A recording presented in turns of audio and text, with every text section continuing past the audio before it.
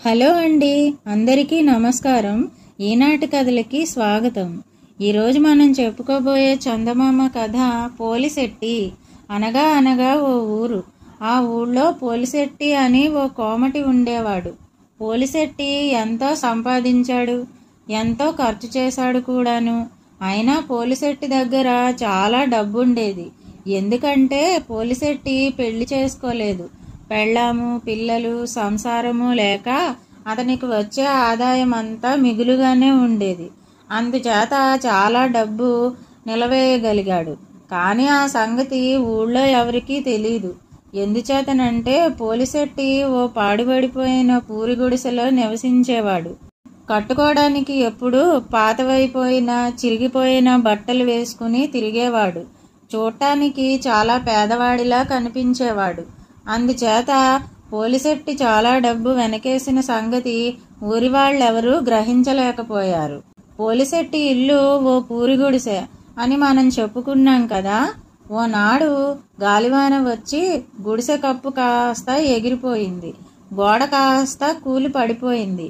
కూలివాళ్లను పెట్టి పోలిశెట్టి తన ఇంటి పైకప్పు మళ్లీ నేయించుకున్నాడు. అలాగే మట్టితో గోడ మళ్లీ కట్టించుకున్నాడు.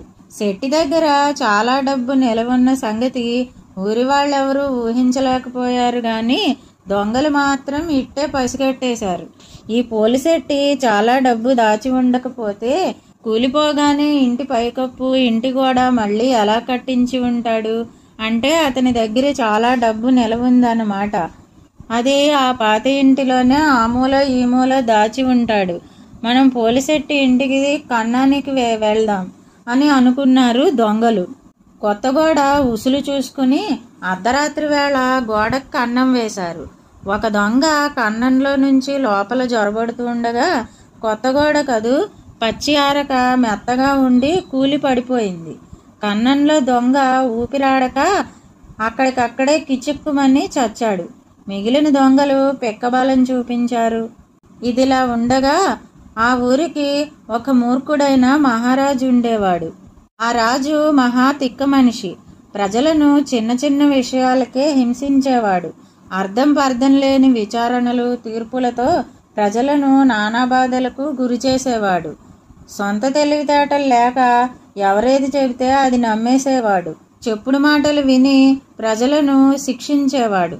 ఈ బలహీనతలు తెలిసిన దొంగలు ఆ రాజు దగ్గరికి వెళ్ళి ఫిర్యాదు చేశారు, పోలిశెట్టి తమలో ఒక దొంగని చంపాడని. రాజు పోలిశెట్టిని విచారణకు పిలిపించి, దొంగను ఎందుకు చంపావు అని అడిగాడు. మహాప్రభో, ఇందులో నా తప్పేమీ లేదు. పుచ్చుకునే డబ్బులు పుచ్చుకుని గోడ కట్టిన మేస్త్రి అట్లా అఘోరించాడు. చూడండి న్యాయం అన్నాడు శెట్టి. రాజు తాపీ మేస్త్రిని పిలిపించి, శెట్టిగారి గోడ అంత నాసిరకంగా అసనాటుగా ఎందుకు కట్టావు అని అడిగాడు. మహాప్రభో, ఇందులో నా తప్పేమీ లేదు. కూలివాడు మట్టిలో నీళ్లు జాస్తిగా కలిపాడు అన్నాడు తాపీ మేస్త్రి. రాజుగారు కూలివాడిని పిలిపించి, ఒరే, మట్టిలో నీళ్లు జాస్తిగా ఎందుకు పోసావు అని అడిగాడు. మహాప్రభో, నా తప్పేమీ లేదు.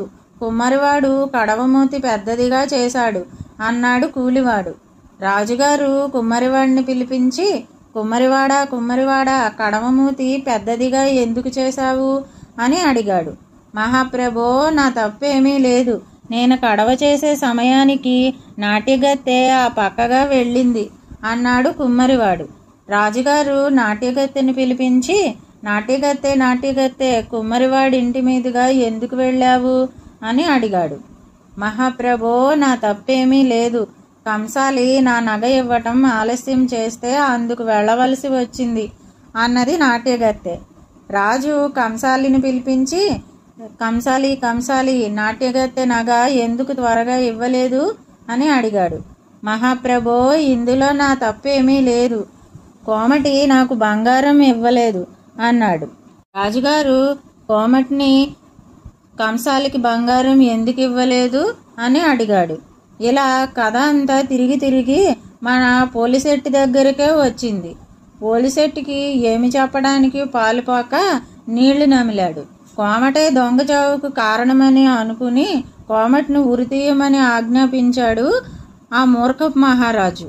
ఇంకేం, కోమటిని ఉరితీసే చోటికి తీసుకుపోయారు. కోమటిని ఉరితీస్తున్నారని తెలిసి జనం చూడటానికి తండోపతండాలుగా వచ్చారు.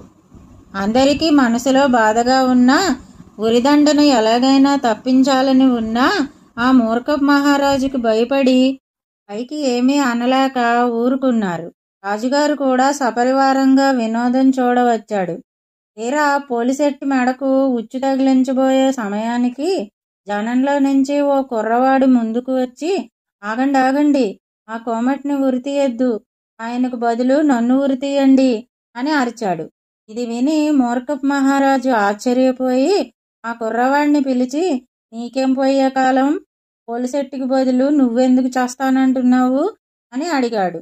అంటే ఆ కుర్రాడు చెప్పాడు కదా, మహాప్రభో, ఈ ముహూర్తంలో చచ్చిపోయిన వాడు రాబోయే జన్మలో ఈ రాజ్యానికి రాజు అవుతాడు. ఈ రాజ్యానికి రాజు కావాలనే ఆశతో నేను ఉరి తీయించుకుంటానంటున్నాను. దాందుచేత దయచేసి కోమటికి బదులు నన్నే ఉరి తీయించండి అన్నాడు. ఇలా అనేటప్పటికీ ఆ మూర్ఖపు మహారాజుకి మా చెడ్డ కోపం వచ్చేసింది. మరి దుర్మార్గుడా, చక్కగా ఉరి తీయించుకుని వచ్చే జన్మలో నా రాజ్యం కాజేద్దామనుకుంటున్నావా? నేను ఒప్పుతాననేనా నీ ఉద్దేశం? ఈ ఉరి ఇంకెవ్వరూ పడటానికి వీల్లేదు, మేమే పడాలి. మళ్ళీ వచ్చే జన్మలో కూడా ఈ రాజ్యాన్ని మేమే ఏలాలి. అందుచేత మమ్మల్ని తక్షణం ఉరి తీసివేయండి అని రాజుగారు భట్లకు ఆజ్ఞాపించారు. రాజాజ్ఞ మీరరానిది కదా. అందుచేత రాజభట్లు ఉరిస్తంభం నుంచి కోమటిని దింపేసి ఆ పిచ్చి మహారాజునే నిక్షేపంగా ఉరి తీసేశారు. ఉపాయంగా కోమటికి మరణదండన తప్పించిన ఆ కుర్రవాణ్ణి ప్రజలంతా కలిసి రాజుగా ఎన్నుకున్నారు. అటు తర్వాత పోలిశెట్టి ఇంటికి దొంగతనానికి వెళ్లిన దొంగలందరినీ చెరసాలలో పెట్టించాడు ఆ కొత్త రాజు. తను రాజైనాక రాజ్యాన్ని చక్కగా పరిపాలించాడు. ఇదండి పోలిశెట్టి కథ. ఈ కథ కనుక మీకు నచ్చినట్టయితే లైక్ చేయండి, కథని మీ స్నేహితులకు షేర్ చేయండి. మరిన్ని మంచి కథల కోసం మా ఛానల్ను సబ్స్క్రైబ్ చేసుకోండి. మళ్ళీ మరొక మంచి కథతో కలుసుకుందాం. అంతవరకు వింటూనే ఉండండి ఈనాటి కథలు.